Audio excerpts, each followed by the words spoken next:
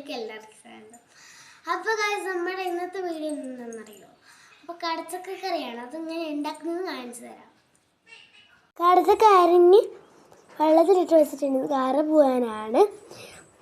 അതിന് നമുക്കിത് എടുത്തിട്ട് ബിസിലടിക്കാം കുക്കറിലിട്ടിട്ട്. കടച്ചക്കയും ചെറിയ ഉള്ളിയും പച്ചമുളകും വെളുത്തുള്ളി ഇട്ടിട്ടുണ്ട്. ഇനി നമുക്ക് മഞ്ഞൾപ്പൊടി ഇടാം.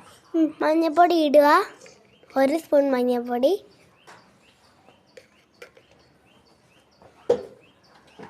അടുത്തതായി 1 സ്പൂൺ ഉപ്പ് ഇടാം, ആവശ്യത്തിന് ഉപ്പ്.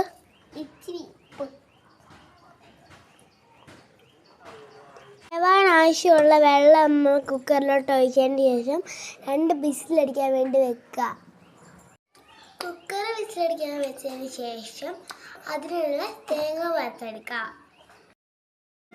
അടുപ്പത്ത് പാൻ വെച്ച ശേഷം തേങ്ങ ഇട്ടിട്ട് നന്നായി ഇളക്കി കൊടുക്കുക.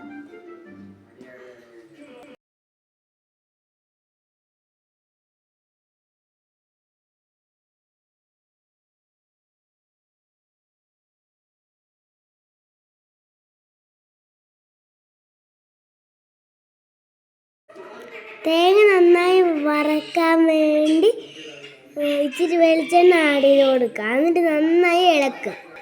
അടുത്തായി പെരിഞ്ചീരം ആഡ് ചെയ്തതിന് ശേഷം നന്നായി ഇളക്കുക. കറിവേപ്പില ആഡ് ചെയ്യുക, നന്നായി ഇളക്കുക. തേങ്ങ ഈ ഒരു പരുവാകുമ്പോൾ മുളക് പൊടിയും മല്ലിപ്പൊടിയും ഇട്ട് കൊടുക്കുക. അത് നന്നായി ഇളക്കുക. ഗ്യാസ് ഓഫാക്കിയ ശേഷം മീറ്റ് മസാല ഇട്ട് കൊടുക്കുക.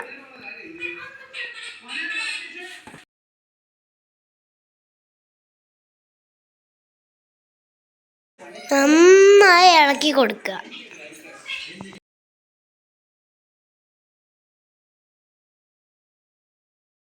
തണുത്ത ശേഷം വെള്ളം ഒഴിക്കാതെ മിക്സിയിലിട്ട് അരയ്ക്കുക. ഈ അരപ്പ് നേരത്തെ നമ്മൾ വേവിച്ച് വെച്ച കടച്ചക്കയിലോട്ട് ഒഴിക്കുക.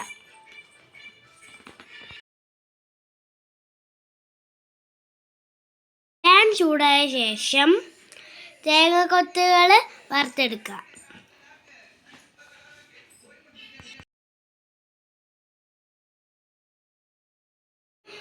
കടച്ചക്കയിലോട്ട് ഇച്ചിരി ഉപ്പ് ഇട്ട് കൊടുക്കുക. അതിനുശേഷം തേങ്ങാക്കൊത്തുകൾ കടച്ചക്കയിലോട്ട് ഇട്ട് കൊടുക്കുക.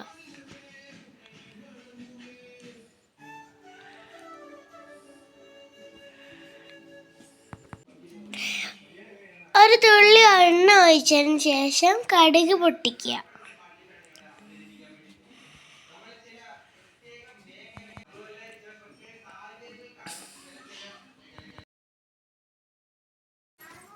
കടുക് പൊട്ടിച്ചതിന് ശേഷം വറ്റൽമുളകും കറിവേപ്പില ഇടുക. അതിനുശേഷം ഇത് കടച്ചക്കയിലോട്ട് ആഡ് ചെയ്യുക. നമ്മുടെ ചിക്കൻ കറിയേക്കാളും ടേസ്റ്റുള്ള കടച്ചക്കറി റെഡിയായി.